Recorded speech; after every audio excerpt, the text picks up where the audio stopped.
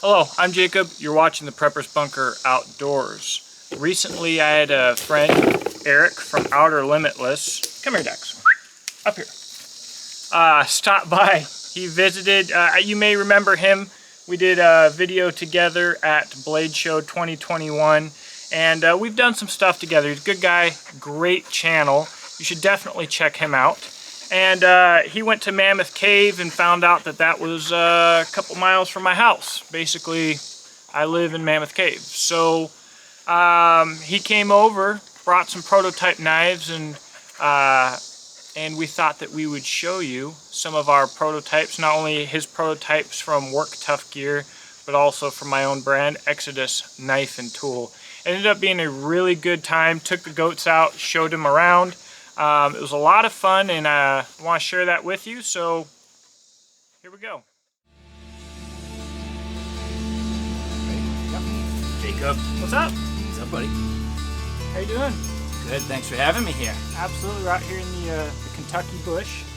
Nice. It's really wild. I actually spent some time at the Mammoth Caves this morning, but didn't realize I'd be coming out. It's kind of like an extension of exactly where I was. Yeah, I'm very blessed to live here. I get to spend my days in this whenever I want in my backyard. It's really cool. Rugged. This is rugged terrain. Yeah, for sure. Well, we got some pretty cool stuff today. For all of you who may not know, so Jacob, you have a lot of knives that you've been working with some great companies, knives that are already in production, but some other things you've been working really hard behind the scenes, and some people may not have seen some of your announcements, or maybe are not too familiar with your models, and same as me, you know, I've been kind of pushing and grinding, and again, some things that people have seen, and you know, other knives that maybe people haven't gotten their hands on, and I know a bunch of stuff that you haven't seen of mine, which I'm pretty excited to show you. I'm excited to see. So yeah, well, so I do Exodus Knife and Tools, my knife brand, and they're manufactured by White River Knives. I just had a big motorcycle adventure to go hang out up with those guys. Really good people, best people I've ever worked at anything. Just awesome folks. But they primarily make my knives out of S30VN. Yep. They're in Fremont, Michigan. I don't know why I almost said Indiana. But you know, we've got two models out with them, the Adventurecraft and the Jackalope, but we've got some exciting stuff. Actually, the reason I went up there is to talk to them about prototypes. nice. Pilot survival knife, Legionnaire, combat, a Mutant, and maybe even a Super Kook. So we've got some stuff in the process. You got some of that with you here today? I do, actually. Let's take a look at the first one. Hopefully, the first one that should be released would be the Mutant. So if you guys are familiar with what I do, the Adventurecraft and the Jackalope are basically essentially pocket fixed blades. But we wanted to, well, actually what happened was when we first started making them, we had a little error in the CAD program, and the size was bumped up 25% to the Mutant. Okay, so what we're going to do is we added a swedge. It's the same design, added a swedge and added more of a finger guard, and it's going to take the Jackalope, which is just a phenomenal and versatile utility pocket fixed blade, and make what will really be an all-around knife. If someone wants to use it as a combat knife, they'll be able to use it as a combat knife, bushcraft, anything. And you know, I named it the Mutant because it will be versatile at so many different things, but also the way that it came about was my design and a computer error, and I just absolutely loved it. Nice. So, it's really cool. It has a nice feel. Very obviously similar to the other knives, which I like. It does fill out your hands a little more, but at the same time, you have a real long handle, so you're going to get a good overall balance. Right. And I noticed you also went a little bit thicker on the stock. So. Yeah. So, and the thing is, the Jackalope is suited to being kind of a fine tasks knife for the average hand, but I've got some friends like Michael Spaniers at Spirit of the Bear Designs. The man is like 6'5". I think at one point he was 400 pounds, and his hands make mine look like my 2.5-year-olds. Just huge mitts. He likes a long handle, but in working with this, I found that I actually really enjoy a longer handle than people are used to myself. I think it just adds some extra versatility. And so it's kind of weird how that model came about, but it's been a lot of fun. I think people are going to absolutely love it. I know I am. Nice. Now, you know what it is, and now that I'm looking at it versus the Jackalope. Now, I have to ask this first question, which is, for a while you had the concept of the Jackalope XL. Is that what this became? Yes. Okay. Exactly. So that solves that one. And it looks like the stock thickness is actually pretty much about the same as the Jackalope, only it's the scales are just a scotch thicker, just to fill out your hands a little more. You end up with that nice palm swell right through the sort of center section, right where you're going to index and grab onto. And yeah, man, I like the idea that you put the sort of false swedge on there, that unsharpened swedge right in the front. Going to give you a little more sort of pryability and a little more control. And, you know, if you had to, you could actually maybe work on digging out a splinter or something like that. So very nice. So the other thing here is we've got the same edge geometry as the Jackalope, which in my opinion, it's thick enough to be a production knife for the masses, but still got some good slicing capability. The edge geometry will be the same on the Mutant, but since it's a saber grind, the knife will be a little bit tougher. And so we'll have a squared off spine for striking your ferrules, a little swedge for penetration or whatever else. It'll be a tougher knife, a larger knife, and it will have a very broad spectrum of potential uses. So super stoked on this. We're going to release actually some more of these Mutants as they are now fairly soon, and then we're going to add a little more finger guard for the people that prefer that. Nice. So and make it a very well-rounded setup. Now you currently have this just in a leather sheath. What are you thinking in terms of the sheath? You've been going with their Kydex, which is fantastic. I mean, perfect retention, nicely formed, a lot of different mounting options. Are you going to do the same thing? Yeah, so the sheath will most likely look like a Jackalope sheath, which I think just about any type of mounting a person wants to do, they'll be able to do, whether it's IWB loops, Ulti clip, tech lock, pretty much anything. So the sheath will probably ship bare, maybe with 2 IWB loops. It'll probably ship bare, and then the end user can set it up however they want, and they're just going to have a ton of options. Nice. Nah, perfect. So, yeah. Sweet, man. And when are you looking to push? I mean, obviously that's an original prototype, but when do people expect that this may be coming out? So running, we're going to have some more of these prototypes for sale. That will be less than 6 months. Nice. Hopefully we can hit a full production run of the Mutant in 8 months to a year, and we might also have some options like 50-100 and maybe even a gun-blued, deep gun-blued finish. I'm actually talking to Turnbull Restoration, who is the most famous, highest-end gun refinishing company that exists, and we're talking with them about doing some really premium finishes on knives. So I'm pretty excited about that. Nice, excellent. Yeah. Ah, cool. So excellent. The Mutant. The Mutant. Sweet. The Adventurecraft, the Jackalope, and the Mutant. Killer, man. Well, so I also have a few things in the works. You know, you've seen some work from TNF Family Knives, who is really the first manufacturer that I worked with. You actually, got your hands on the T17.3, which is the smallest. So the .3 is the smallest in the lineup. Actually, the most recent model that we finished, and not only have we gone to prototype, but at this point, we're actually in production, is the T17.4, which is a 4-inch blade. So this one here, this is the T17.4. Again, this is the most recent version. So the .3 that you have, that's sort of a very small EDC, maybe call it in a neck knife realm, but very concealable, very small. This here is what I'm considering to be more of that bushcrafter size. Absolutely. The weight on it is perfect. Handle geometry is freaking amazing. Dude, I love it. So these we make in a number of different scale options, whether or not you get a G10 or a micarta. And in fact, thanks to you, you turned me on to the Epoxy Labs. Yeah. So we started using Epoxy Labs materials for the for the G10 and micarta handles. It makes a huge difference. Having super high-end premium handle scales makes a huge difference. And what you see here, this is the Voodoo Resins handle scales, which I've been working with Matt now from Voodoo Resins for a while, and he always does a great job. And ironically, he told me not to use this set of scales, and I was like, you know what? It's so unorthodox. I actually love it. And you'll notice this particular serial number is number 17. I keep unit number 17 on all my models. It's my own personal keeper. Yeah. Well, it's freaking amazing. I love the scales. The weight balance is kind of surprised me because I expected it to be a little bit heavier, especially with the thickness of the scales here. Mm-hmm. But it's really not. Fills the hands perfectly.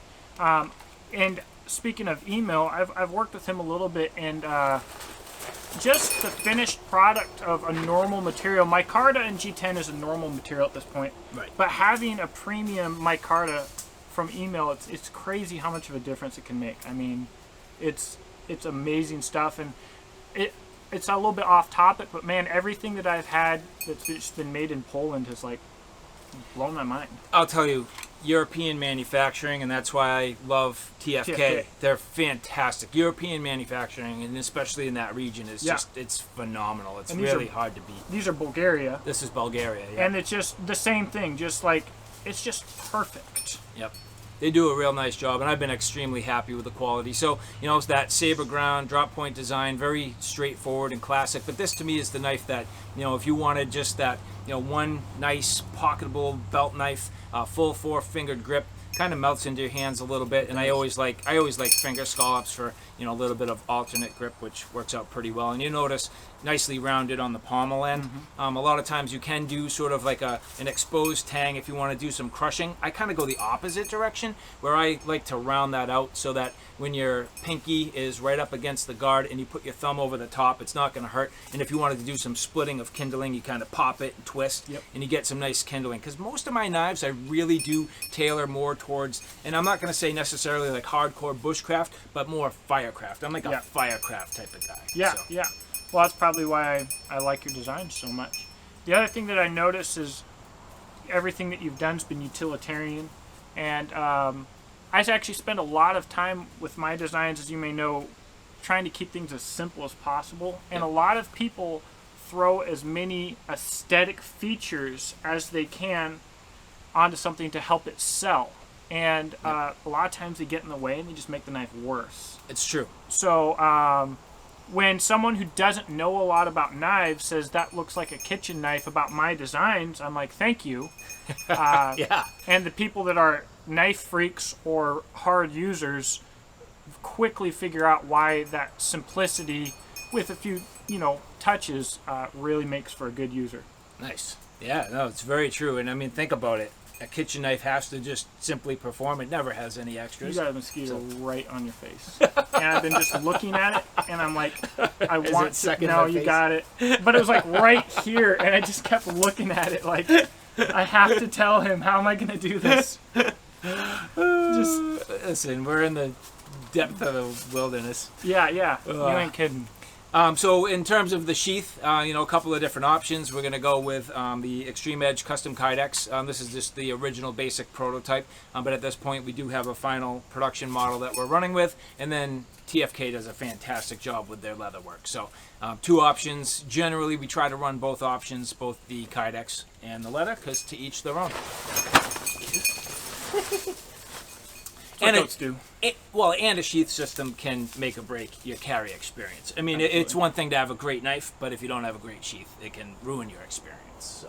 Well, and a lot of people have tactical intentions with knives, and at the end of the day, actually, when it comes to tactical use of a blade, the sheath matters more than the blade and how you can attach the sheath. Yep. So the sheath is almost everything, guys, and when you talk to people that are like knife fighters, it's all about how they deploy the knife and how they carry the knife. And if it's got a sharp edge, they can use it. Yep. So like having good retention and having versatile mounting abilities in your sheath, like you said, it can be everything. Yep. So nice. heck yeah. Well, what do you got? I've got some more stuff. A couple that I'll show quickly. This is actually a knife from the French Foreign Legion. These were modified by France after World War One and used by the Legionnaires. And it's actually probably the most prolifically used combat knife in modern history. These are 1903 to 1913 bayonets that have been customized and been used later than the year 2000 by the French Foreign Legion. I found this design and I thought that it deserved to be modernized a little bit, to be brought back and to be put into service. And so that's where this design came from. I've been working on it a long time. Most of my viewers are very familiar with it. Yep. I think White River Knives is going to just absolutely knock it out of the park. You know, most of my viewers are pretty familiar with this, and I think on the production side, having a knife with 2 colors of handle material, a full guard, and fullers at the price point we're going to hit is going to be completely unique on the market. Pretty stoked. So, a couple questions for you. First is, who made the prototype? This prototype is Mineral Mountain Hatchet Works. Okay. They used to be my production company. They're great guys, and I think that they do great work. They are what I call semi-production. Right. Because although they do production numbers, everything is done by hand. Yeah, you can tell because it's just very nice and tight. All the tolerances are extremely tight, so it looks very nicely done. So, a couple of things. I mean, first off, being and obviously a little bit more of a fighting knife, you have that double quillion, so a double guard. I like the fact that, you know, for stabbing tasks, you actually do have a rounded pommel, which works out very well. But let me see that original. That didn't have itself a little finger choil down there, did it? So the original has a long ricasso. You got to remember, this was a knife that they modified from a bayonet. Yep. So it has a long ricasso here. You can choke up on the knife. I do enjoy doing it. But what I wanted to do, you know, a lot of people hate finger choils, but they don't hate ricassos. I wanted to have a finger choil to be a throwback to the original design, but to make it just slightly more utilitarian, really with no negatives. If you don't use the choil, that's fine. You wouldn't be able to use if that area wasn't taken up on the original anyways. Yep. Correct. So yeah, you actually got a little bit more blade length. Yeah, you got a little more blade length. Yep. We didn't need that much choil. We wanted to maximize usable blade length and edge geometry so that this knife can go from bushcraft to survival to combat. Yep. It's not the perfect bushcraft knife. It might not be the perfect survival knife depending on your survival situation, but it pretty well will be the perfect combat knife. Yeah, a couple impressions. I mean, first off, it has, you know, nice balance, and of course it's going to change. Every steel, every material, when you change the handle material, you change the steel, it is going to change the balance point. But in general, as a prototype, nice balance, generally right in that sort of, you know, that fulcrum point, which is going to be huge. And then again, as you move forward, you know, towards that choil, you are going to also lighten up and be able to do some of those finer tasks. You have a very stout point. And even, you know, where you end up with a clip point, sometimes a clip point can get a little bit thinner. This is still stout. I mean, that's going to be good and durable. You're going to be able to pry. You're not going to have any concerns that you could cause potential tip damage. And the interesting thing, so when you go now with the White River knives and the S35 VN steel, are you still going to put in that fuller to keep the aesthetic, but also sort of that, you know, blood groove functionality that you get out of that? Yeah, and I like actually the fullers for the ability to hold my knives up on the blade and get up into the point and stuff. Yes. So for me, that would be keeping it true to the original, and then that practicality would be the main reason for keeping it for me. So these, I do believe, will do S35 VN, but we might not. We might go with 2 options. We might have a high carbon and then a 3V. We might not have a full stainless option, but they will be coated. Yep. And as your viewers probably know, 3V is pretty corrosion resistant. I mean, for all intents and purposes, for how I use it, it's stainless. Yep. So, but it is tougher. It is a very tough steel, and you know, maybe we'll take a look at MagnaCut too. I don't know. You know, get a little bit wild. Interesting. And just one observation: nicely rounded on the top of the spine. Is that going to be a design element that you keep with? I guess it's, you know, a couple of things: comfort for your thumb, but actually, when you're doing some alternate grips, you could potentially use this for a little bit of a draw knife, and that's going to help out. Well, and the other thing is, a lot of times with a combat knife, you might have your other hand involved. So having the back rounded is good. It's also a strength benefit, and it's also reminiscent of the original. So the idea will actually be, a lot of people won't like this. The idea will be, this will be rounded, that clip will remain square. So you don't often see a clipped point that's directly cut off like that. Right. One of the reasons that I'm doing that is that's how the originals were. Someone was just a soldier making no money just hacking these blades off.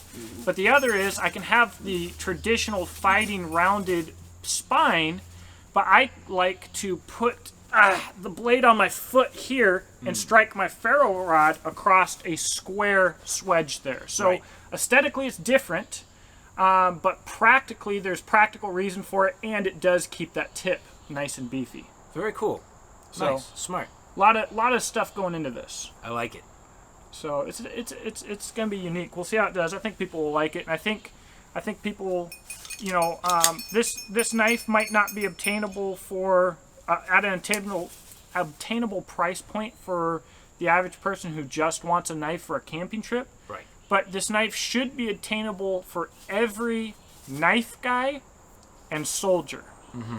If you like knives and you want this knife to go out and use it, it'll be at a premium American-made knife price point, which will be obtainable. And if you're a combat soldier about getting ready to deploy, it's going to be obtainable.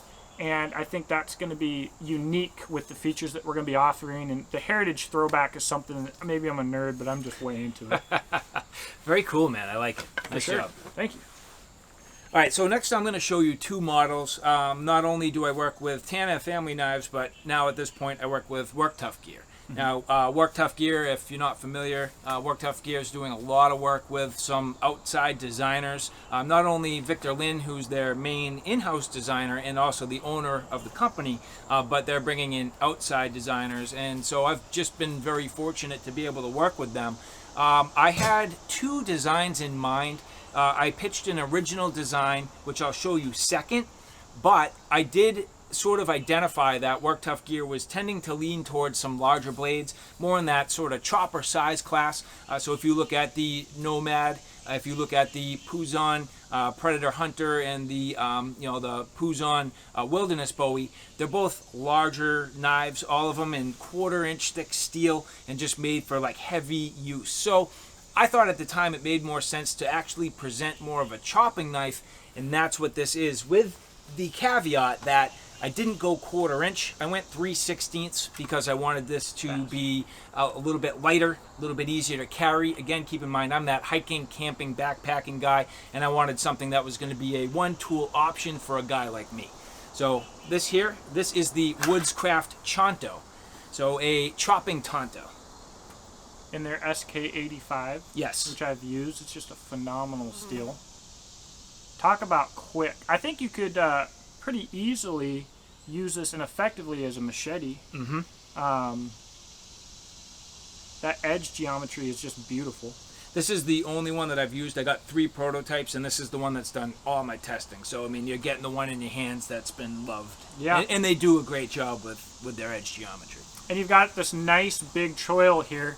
I have often designed my stuff with smaller choils. That's good for most people, but then I've always got somebody with their fingers just too doggone big. And a big choil lets you really get a good, safe position. And also, your grind starts behind the choil, which lets you get right into the edge. But since it's so large, you don't have to worry about getting too close to that edge. So it's a really nice way to handle that. Yeah, I'm glad you picked up on that. And 2 points to that. One is, and I know it sounds funny, I always draw my finger choils with a 1/4. Yeah. So it's literally, I always draw with a 1/4. Right. Now, do I have stencils that are the same size? Sure. But I don't use them. I pull out the 1/4. Right, right. So that's just my little funny thing. Second is, I always like the ricasso to extend far enough that you're not bearing on thin metal. I don't want to be into the blade stock. Some people do put the actual finger choil into the blade itself, but you'll notice I try to put it like mostly, 2/3 or 3/4 into that ricasso so that you get a good thick, full thickness of the steel. So you're bearing on 3/16 of an inch, which is nice. So what I don't, and you say that, what I don't like is, what he's talking about, I'm sure you know, but they'll have a finished knife and just go with the choil into basically the finished edge. And it makes everything that you're grabbing thin and uncomfortable. And it also makes it a lot easier to slip and accidentally cut yourself. So it's not the way to put a choil onto a knife for sure. Like I've ground a finger choil into my BK9. Right. That's what happens. You're on that thin blade stock. And does it work? Is it effective? Sure, but it's not ideal. And when you said that you put the fuller in your blade to grip onto it, I was like, he gets it. Right. Because that's a huge part for that fuller right there. It's, to me, that's balance and it's weight savings, and it makes the knife feel light and nimble, but it's also, that's where you can grab onto and have some nice alternate grips. Right. Absolutely. Absolutely. So. Beautiful, man. Thank you. Well, I like that you ran into choppers, because that's the direction I was going next myself. Let's check it out. One of the first design that really kind of put me on the map was a knife that I designed when I was likely to be going onto Alone on the History Channel for season 2. Wow. And so I was looking for the one knife option, and being that I had a lot of experience working with a kukri manufacturer, that is the natural direction that I went to. But when I was trying to modernize and streamline a kukri, I kept running into some fairly common issues with the design. And so what I ended up coming out with was what I ended up calling the Super Kook, which is kind of goofy. But this is the Super Kook. And so essentially we've got a large, heavy kukri, 1/4 inch stock. However, using the choil, I can get up onto it nicely. I can use it as a draw knife very effectively, and also with the harpoon point here, I can index my hand and securely grab this. I skinned some chicken. I don't know if you know this, but if you don't want to go through the effort of plucking a chicken, you just skin the thing, and then you just don't have the skin, but it's like way faster if you have minimal tools. So I, chopped up, processed, and skinned a chicken with the Super Kook. Performed phenomenally. You've got a really thin edge, but that big curve gives you a small surface area in your sweet spot. And so it just eats through wood. Yeah, you're going to have no problem. I mean, even though you got yourself a refined edge, at the same time, you got plenty of thickness behind your secondary bevel. This actually looks to be slightly convex. Is that correct? So what happened is I have never chipped this knife. But every time I shipped it to someone else years ago, it came back chipped. So we would repair it. So it got a little bit thinner and a little bit thinner and a little bit more convex and a little bit more convex. Now it has a little bit of damage on it, but it's mostly been retired because I used this knife hard for years. I sent it to a lot of people who chopped through nails or who knows what else in wood. Who knows what they did, chopped it into the ground. But at this point, as a prototype, it's too valuable for me to keep going, using it as my primary. So it's been retired. I'm probably going to make a frame for it. Nice. But, yeah, so the edge is a little more convex than it was originally, and it's just from repeated repairs. No, I'd even go as far as to say that's not a bad thing, having a convex edge. Would you even contemplate putting that on your final production model? And to me, it really gives you a lot of great benefits. One, I always try to strop my knives first. I actually go in reverse order. When people say, how do you sharpen your knives? I'm like, I don't sharpen my knives. Right. I just hone them. Right. So the first thing I'm going to do is I'm going to immediately go to that leather, and starting with a convex edge, there's a benefit. Second is you have more meat behind the edge, so where this is going to be sort of that hard use, are you going to be able to carve quite as nice? No, but I would think that as a survival knife, you may have some benefits to going with a convex edge, and I personally really have some great luck with a convex edge. So I like convex edges. How we're going to do it for production is going to vary because in my experience with my non-convex edges, I strop a lot and I'll typically make a normal edge into a convex edge over time. Yes. However, with the popularity of a lot of the new sharpening systems, I get a lot of questions about what edge angle do you use from the factory, because people want to lock it into their system. They want to put their angle box on there and get it perfect, and they want to use a wicked edge. I don't know if you want to talk about brands. No, but you're right. But there's a lot of those different brands. They want to lock it in and keep it. So for that reason, I'll probably keep a standardized edge. Yep. But I can't say for sure. We're a bit out on it. This would be, I think, the largest thing that White River Knives would be making. It would be or have ever made. Have they made a knife this big? I don't think so. We're talking about a 6.5-inch handle and an 11.5-inch blade. Right. And honestly, I wouldn't mind doing a 3/8-inch stock and a taper from the edge all the way back to the pommel. Mm-hmm. But we'll just have to see how wild we want to get with it. That would take a lot of surface grinding.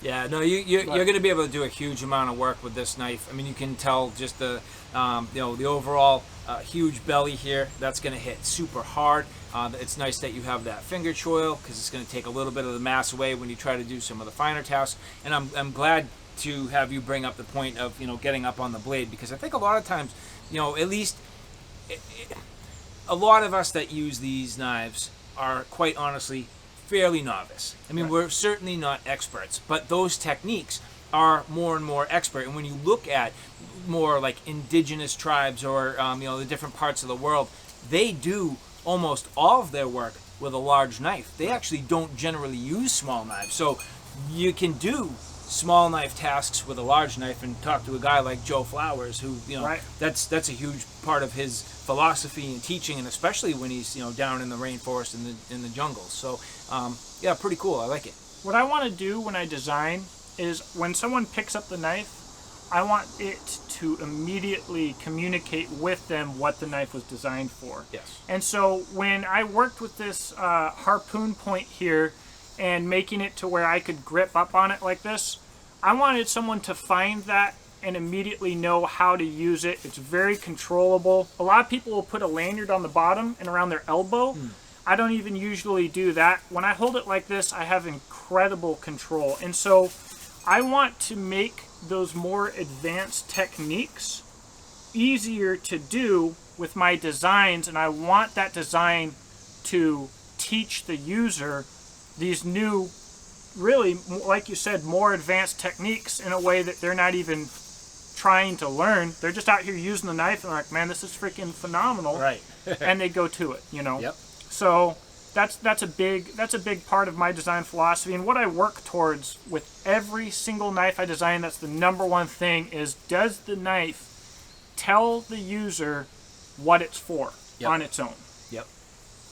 So this will be interesting. This has been a project, if you've been a follower of mine, this has been a project since like 2015, I think. Wow. And a lot of knife manufacturers aren't going to want to touch it and never would.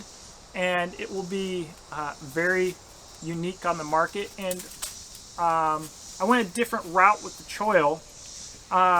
With the kukri, we have some strength concerns where the handle meets the ricasso because it's the thinnest point. So what I did here is started the grind actually beyond the choil for maximum strength and maximum extended comfort, but still having the edge close enough.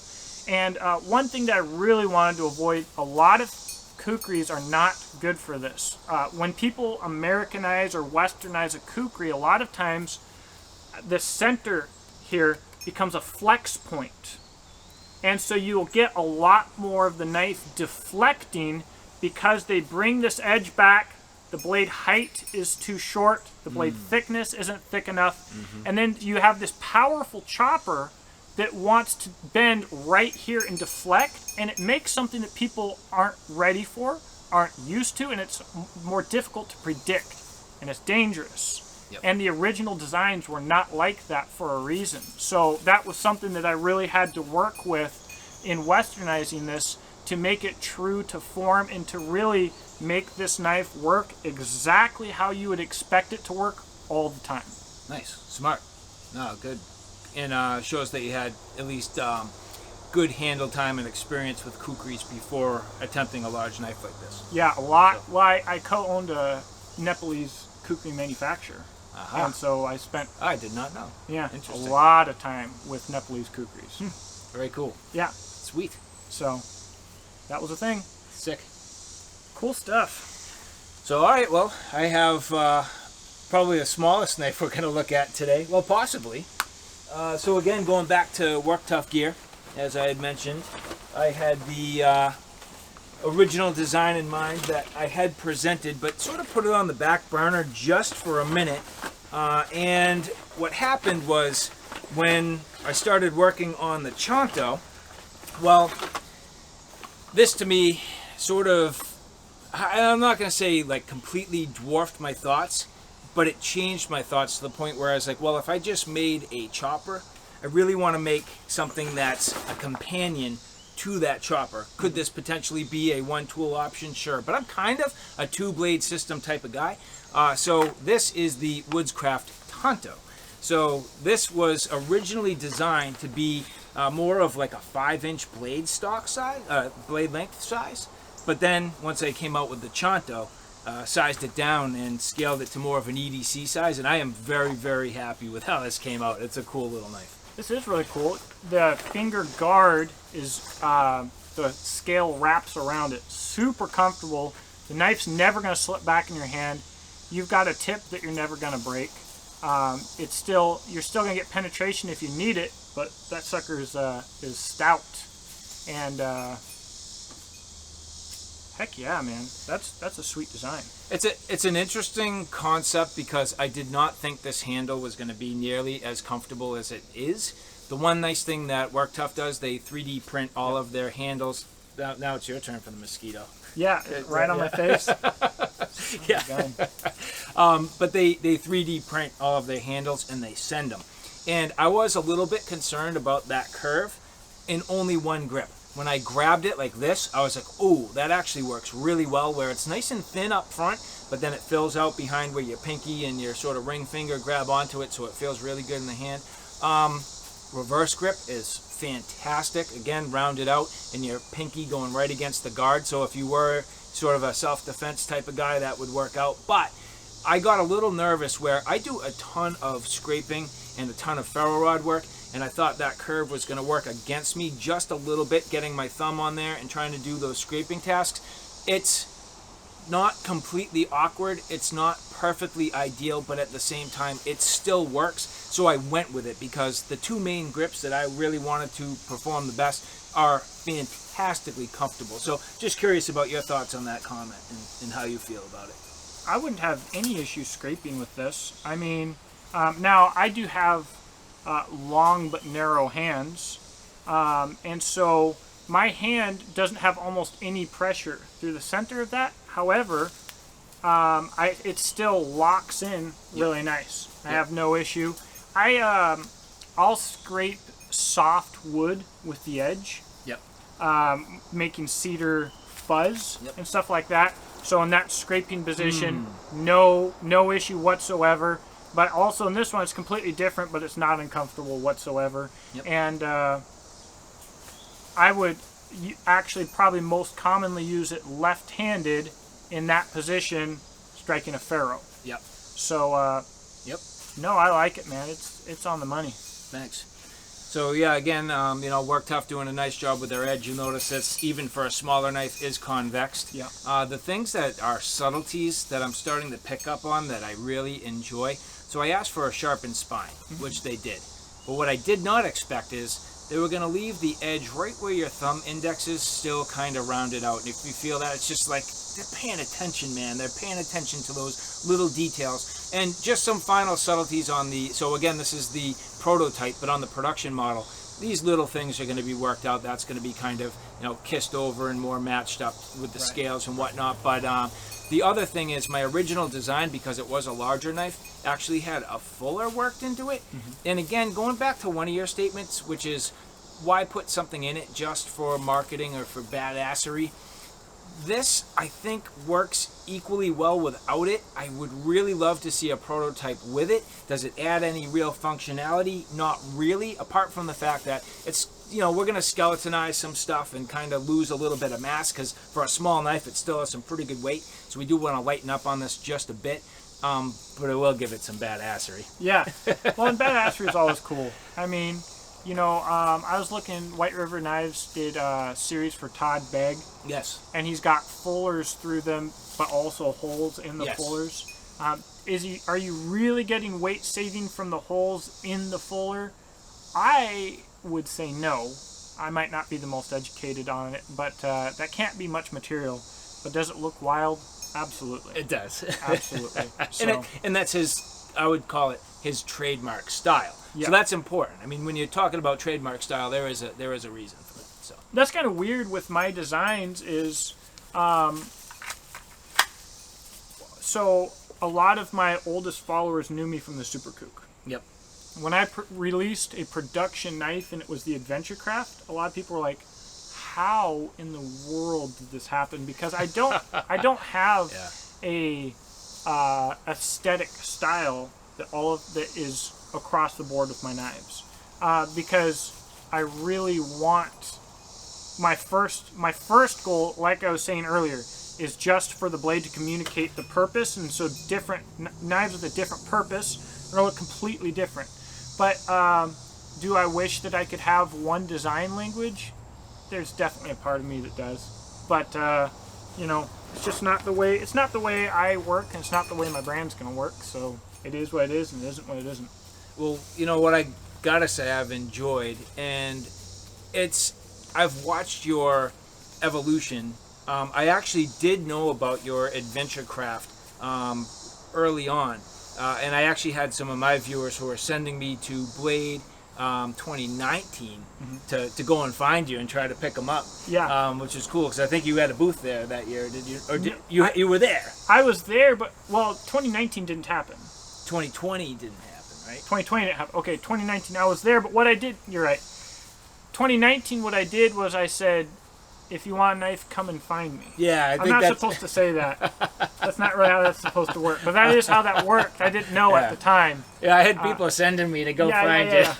So, but I had a limited number. Now I'm allowed to do that because now I have a booth. Yep. So you're allowed to walk around and sell if you've got a booth and you've got that squared away. But at the time, you know, I shoot from the hip maybe a little bit too much. Yeah, but I mean, if you're giving them away and you're just making, you know, some camaraderie and, you know, getting some fans and, you know, having some fun, I think that's all good. So. But yeah, so that's what I did, and it was a good time. And sadly, I always sell out.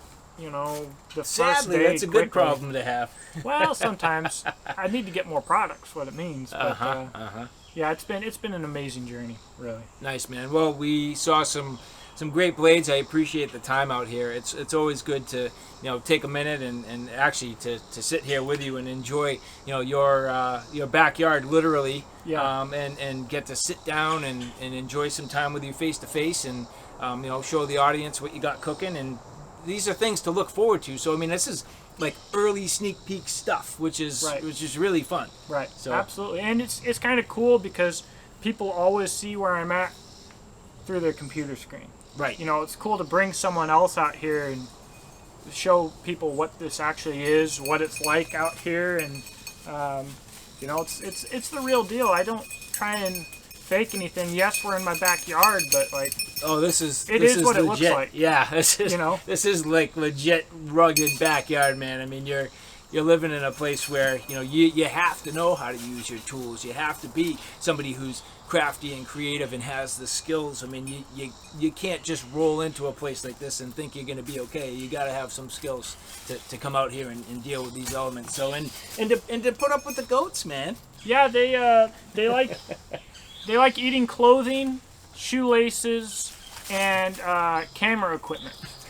So they're fun to have. A little bit irritating, but it's worth it because they're a lot of fun. Nice. Well, Jacob, I appreciate it, buddy. Thanks for coming out, man. It's been awesome having you. Next time I'm going to have you up my way. Yeah, absolutely.